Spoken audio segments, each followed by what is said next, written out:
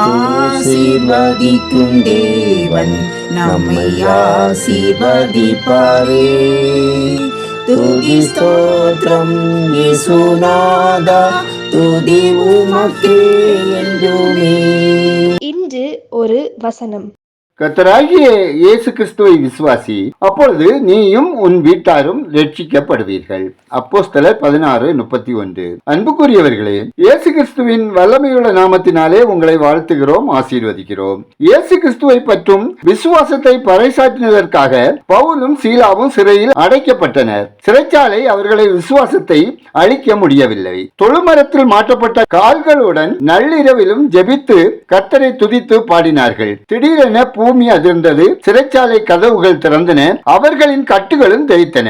கட்டப்பட்டிருந்தவர்கள் ஓடிவிட்டார்கள் என எண்ணி தற்கொலைக்கு முயன்ற சிறைச்சாலைக்காரன் அவர்களை பார்த்து, ரட்சிக்கப்பட நான் என்ன செய்ய வேண்டும் என்று கேட்டான். அவர்கள், கர்த்தராகிய இயேசு கிறிஸ்துவை விசுவாசி, அப்பொழுது நீயும் உன் வீட்டாரும் ரட்சிக்கப்படுவீர்கள் என்றனர். பாவத்திலிருந்து விடுதலை பெற வழி என்ன என்று இருதயத்தில் குமரிக் கொண்டிருப்போர் கோடிக்கணக்கானோர். பக்தி வாழ்க்கையை ரட்சிக்கும் என எண்ணி ஏமாந்து போனவர்கள் கணக்கில் அடங்காதது. தான தர்மங்கள் செய்தும் பயனில்லையே என்று புலம்புவோர் பலர் உண்டு. புண்ணிய தலங்களை சென்று தரிசிப்பதனால் பாவம் போய்விடுமா என ஏங்குவோர் பலர் உண்டு. இயேசு கிறிஸ்துவை விசுவாசியுங்கள், ரட்சிக்கப்படுவீர்கள். விசுவாசத்தோடு இயேசுவிடம் வந்து பார்வையற்றோர் பார்வையடைந்தார்கள், காது கேளாதோர் கேட்க முடிந்தது, பேச இயலாதோர் பேசினர், தொழுநோயாளிகள் சுகமடைந்தனர், திமிர்வாதக்காரன் எழுந்து நடந்தான், அவரை தொட்ட அனைத்து நோயாளிகளும் சுகமடைந்தனர். அரிய காரியங்களை எளிமையாக செய்வதுதான் இயேசுவின் தனிச்சிறப்பு. பலவீனமாய் சுகவீனமாய் கவலையோடு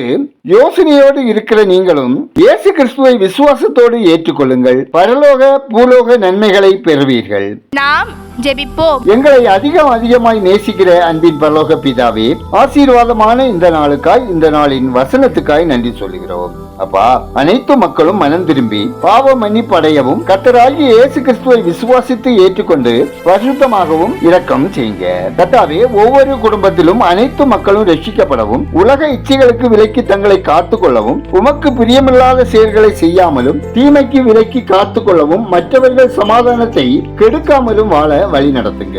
கர்த்தாவே, எங்களது அப்பம், தண்ணீர், கையின் பிரயாசங்கள், பொருளாதாரம், வருமானம் ஆசீர்வதிக்கப்படவும், வேலை, தொழில், வியாபாரம், விவசாயத்தில் நன்மைகளை பெற்று அனுபவிக்கவும் உங்க கிருபை தாங்க. உலகம் எங்கும் உள்ள மக்கள் கர்த்தரை அறியும் அறிவில் வளரவும் ரட்சிக்கப்படவும் ஜெபிக்கிறோம். இந்த நாளில் பிறந்த நாளை, திருமண நாளை காணும் ஒவ்வொருவரையும் ஆசீர்வதிங்க. ஆண்டவரே, கல்லீரல், நுரையீரல், கிட்னி பாதிக்கப்பட்டவர்களுக்காகவும், இருதய வாழ்வு பிரச்சனைகள், குடல் வியாதியினால் பாதிக்கப்பட்டவர்களுக்காகவும், மூளையில் கட்டிகளினால், உடம்பில் பல பகுதிகளில் கேன்சர் நோயினால் பாதிக்கப்பட்டவர்களுக்காகவும், கால்வலி, கழுத்து வலி, மூட்டு வலியினால் கஷ்டப்படுகிறவர்களுக்காகவும், சளி, இருமல், ஆஸ்மா, டிபி நோயினால் பாதிக்கப்பட்ட ஒவ்வொருவருக்காகவும் ஜெபிக்கிறோம். கர்த்தாவே, உங்க தழும்புகளால் குணப்படுத்தி பலப்படுத்தி அனைத்து உறுப்புகளும் நன்கு இயங்க செய்வீராக.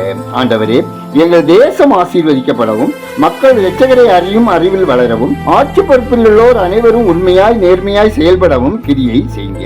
சென்னையில் மருந்து தயாரிக்கும் நிறுவனத்தில் ஏற்பட்ட தீ விபத்தில் அனைத்து பணியாளர்களும் அற்புதமாய் மீட்கப்படவும், உத்தரப்பிரதேசம் பக்ரைச் மாவட்டத்தில் ஓநாய் தாக்குதலில் இருந்து மக்களை தேவரீர் பாதுகாக்க வேண்டுமாயும், வங்கதேசத்தில் மக்கள் சமாதானமான வாழ்க்கை வாழவும், ராஜஸ்தான் மாநிலத்தில் உள்ள அல் கொய்தா பயங்கரவாதிகளின் சதி திட்டங்களை தேவன் முறியடிக்க வேண்டுமாயும், கிழக்கு சூடானில் அணைகள் பாதுகாக்கப்படவும், அர்வாக் அணை இடிந்ததில் பாதிக்கப்பட்ட மக்களுக்கும் இழப்பில் தவிக்கும் மக்களுக்கும் தேவன் இரக்கம் பாராட்ட வேண்டுமாயும் ஜெபிக்கிறோம். மிஷனரிகள், ஊழியர்கள் நலன் காக்கப்படவும், ஊழிய பாதைகளில் தூதர்களின் காவலும் பரிசுத்தாவியானவரின் ஆளுகையும் வேண்டுமாய் ஜெபிக்கிறோம். எங்கள் ஜெபத்துக்கு பதில் தருகிறவரே உமக்கு நன்றி சொல்லுகிறோம். துதிகனமையுமே உமக்கே செலுத்துகிறோம். இயேசுவின் நாமத்தில் ஜெபிக்கிறோம் எங்கள் ஜெபங்களும் நல்ல பிதாவே.